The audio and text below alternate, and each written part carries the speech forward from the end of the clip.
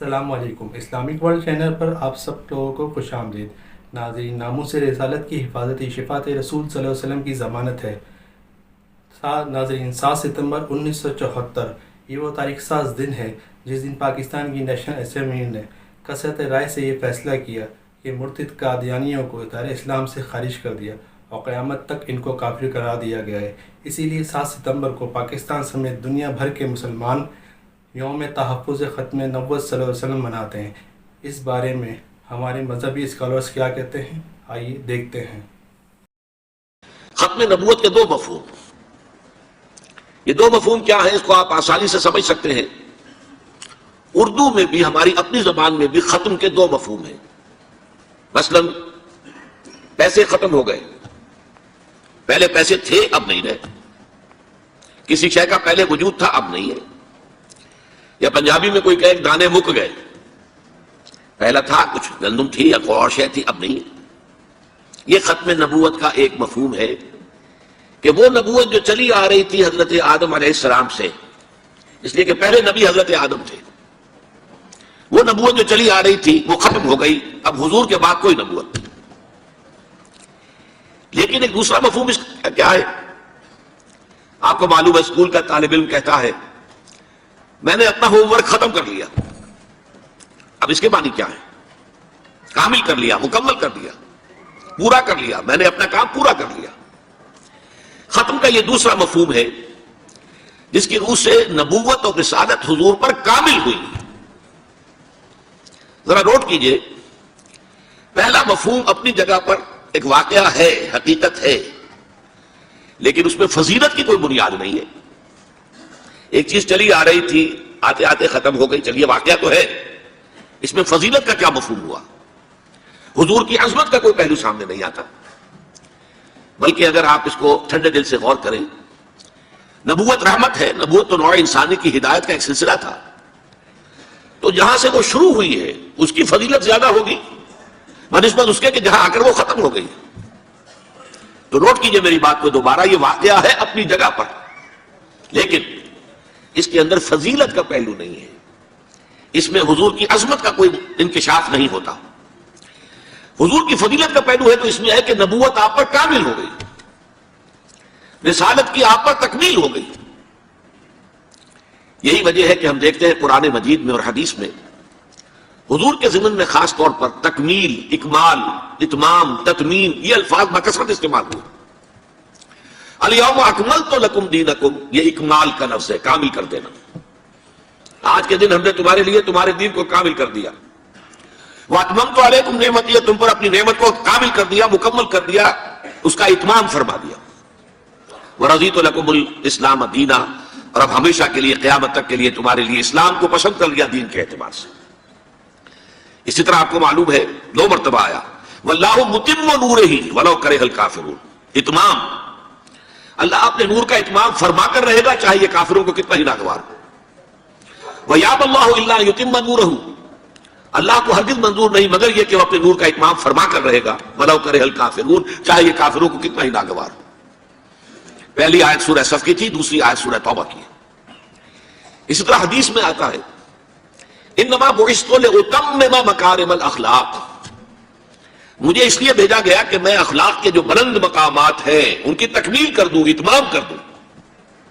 تو آپ دیکھ رہے ہیں اکمال اور تکمیل، اتمام اور تتمیم، یہ الفاظ کثرت کے ساتھ محمد الرسول اللہ صلی اللہ علیہ وسلم کی نبوت و رسالت اور آپ کی بعثت کے ضمن میں آ رہے ہیں۔ اس میں ہے اصل فضیلت، اس میں ہے آپ کی عظمت کا انکشاف۔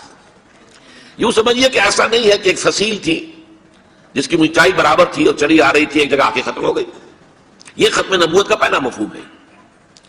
دوسرا معاملہ کیا کہ ایک چیز تدریجاً ترقی کرتے کرتے کرتے کرتے کرتے کرتے اپنے نقطۂ عروج کو پہنچی اور ختم ہو گئی۔ ان دونوں میں زمین آسمان کا فرق ہے۔ جو پہلا مفہوم ہے اس کی قانونی اہمیت بہت زیادہ ہے، اس لیے کہ اس کا نتیجہ کیا نکلتا ہے؟ حضور کے بعد اگر کسی نے دعویٰ کیا نبوت کا تو وہ کذاب، دجال، جھوٹا، کافر، اور جس کسی نے بھی اس کی تصدیق کی، اس کو مان لیا، وہ بھی دائرہ اسلام سے خارج، مرتد۔ یہ قانونی اہمیت ہے، قانونی اہمیت ہے۔ کوئی شخص مسلمان رہا یا نہیں رہا، یہ تو بڑا اہم مسئلہ ہے، قانونی مسئلہ ہے. اس کی بیوی کا اسے نکاح جو ہے وہ ختم ہو گیا اگر اس نے کسی حضور کے بعد کسی نبی کی نبوت کا اقرار کر لیا یا خود اپنے نبی ہونے کا دعویٰ کیا، وہ پھر مرتد ہے، واجب القتل ہے. یہی وجہ ہے کہ ختم نبوت کے اس مفہوم پر علماء کرام نے بڑی تفصیل سے گفتگویں کی، تقاریر کی، خطبات دیے اور تصانیف کی. مولانا سید انور شاہ کاشمیری رحمۃ اللہ علیہ کی ایک کتاب جو ہے اس موضوع پر میرے نزدیک حرف آخر ہے، جس میں کوئی اضافہ نہیں ہو سکتا. دوسرا مفہوم چونکہ اس کی کوئی اہمیت قانونی نہیں تھی کہ حضور پر نبوت کی تکمیل ہوئی ہے، حضور پر رسالت کی تکمیل ہوئی ہے، قانونی اہمیت کوئی نہیں اس کی، لہذا اس پر کما حق توجہ نہیں ہوئی. اس پہلو کو در حقیقت نمایاں کرنا میری آج کی گفتگو کا اصل جو ہے وہ موضوع ہے، عنوان ہے.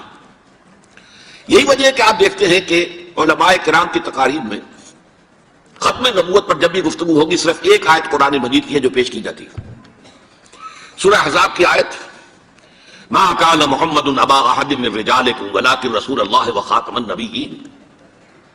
محمد صلی اللہ علیہ وسلم اے مسلمانوں تم میں سے کسی مرد کے باپ نہیں ہے. زید ابن حارثہ کو اگر حضور نے منہ بولا بیٹا بنا لیا تھا تو منہ بولا بیٹا کوئی حقیقت نہیں رکھتا، ورنہ آپ کسی مرد کے والد نہیں ہیں. آپ کو اللہ نے بیٹے دیے بھی ابتدا میں، وہ فوراً فوت ہو گئے. آپ کی عمر کے آخری دور میں بھی حضرت ابراہیم کی ولادت ہوئی، حضرت ماریہ قبطیہ کی بطن سے، وہ بھی فوت ہو گیا بچپن میں.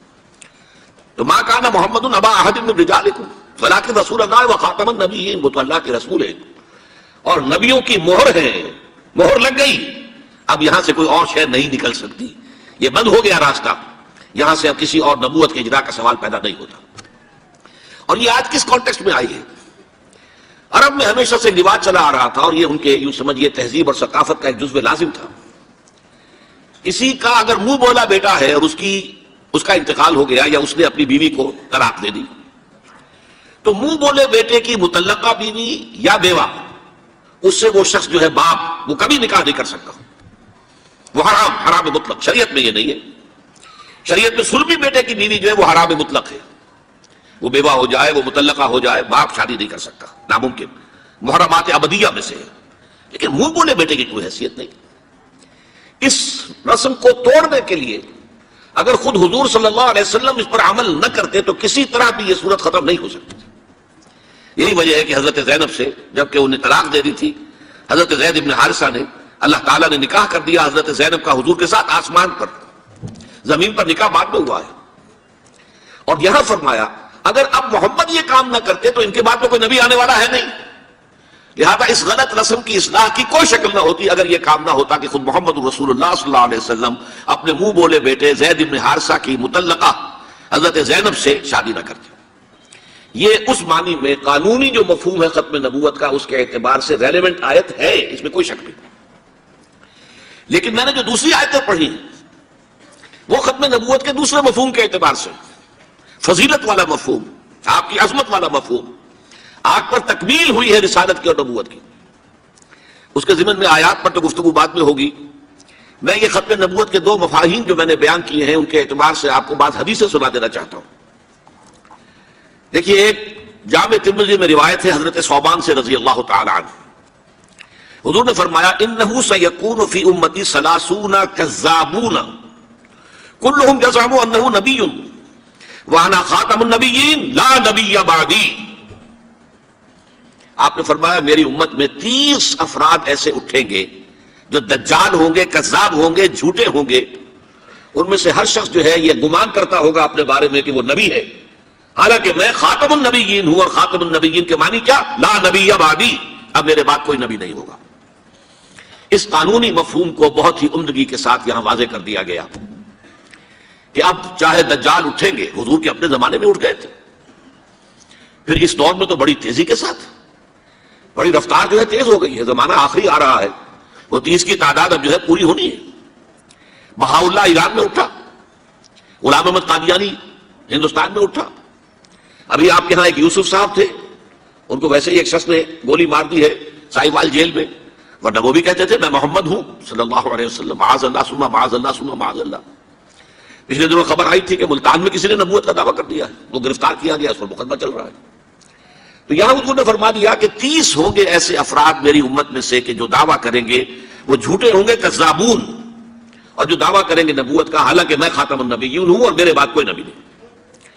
دوسری حدیث ہے، یہ حضرت ابو ہریرہ سے ہے رضی اللہ تعالیٰ عنہ، اور یہ سنن ابی داؤد میں ہے۔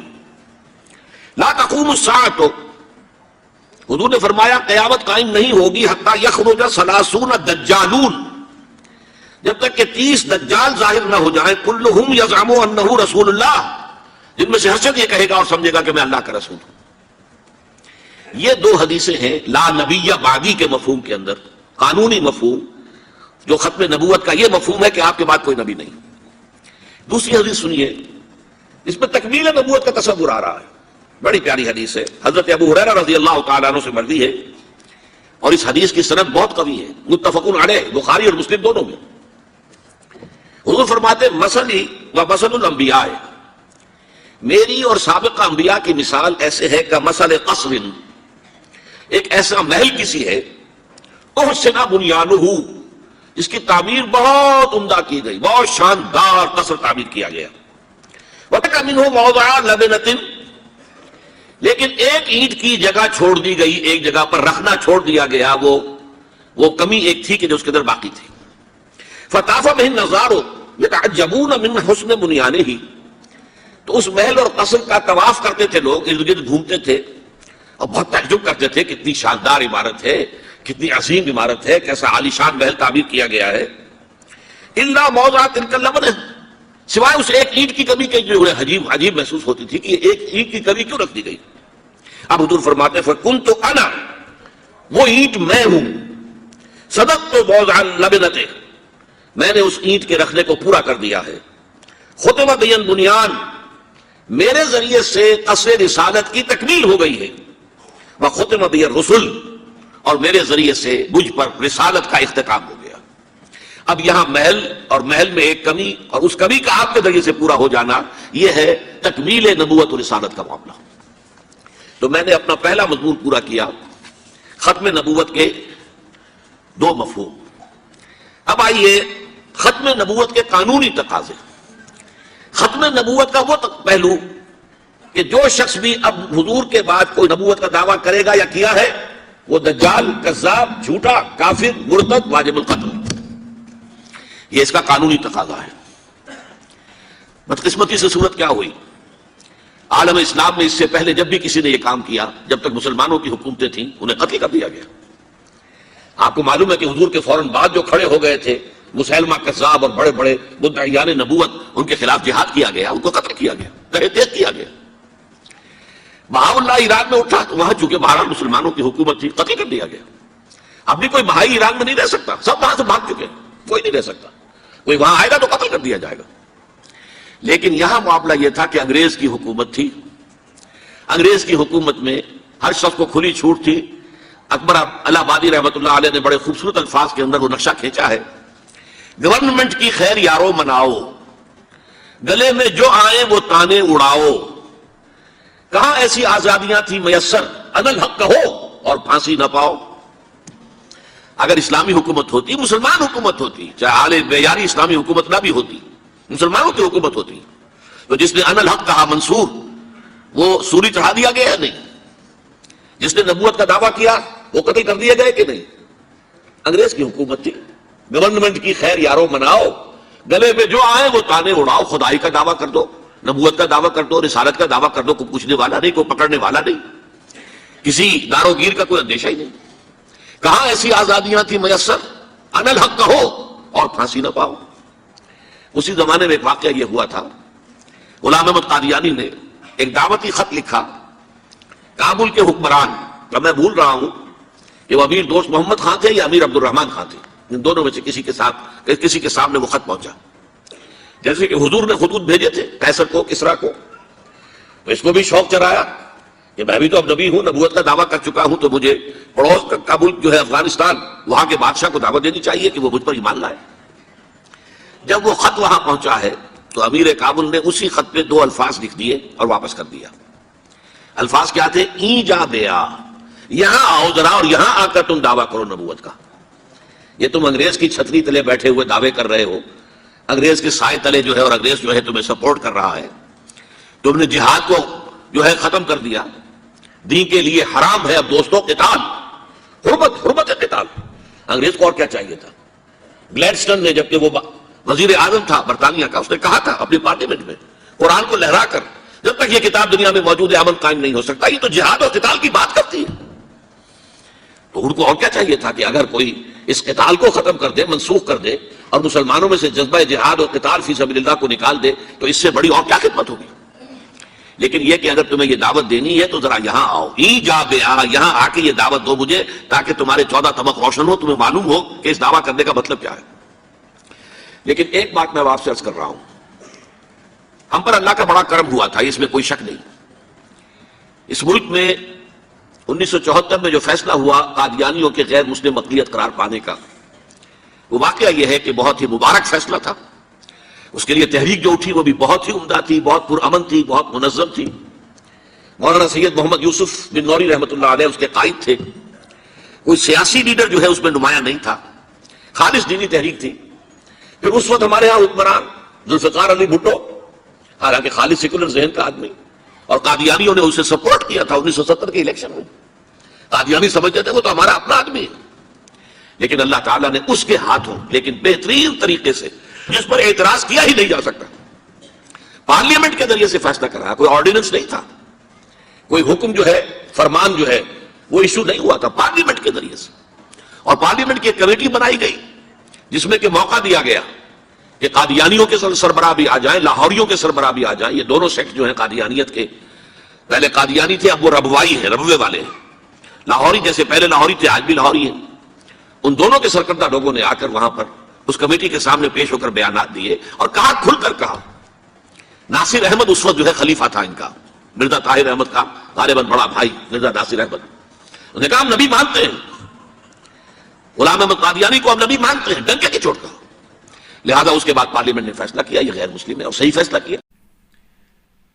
جی ناظرین، امید ہے آپ کو ویڈیو پسند آئی ہوگی۔ کمنٹس باکس میں اپنی قیمتی رائے کا اظہار ضرور کیجیے گا۔ ہمارے چینل پر آپ نئے ہیں تو ہمارے ویڈیوز کو لائک اور چینل کو سبسکرائب ضرور کیجیے۔ شکریہ۔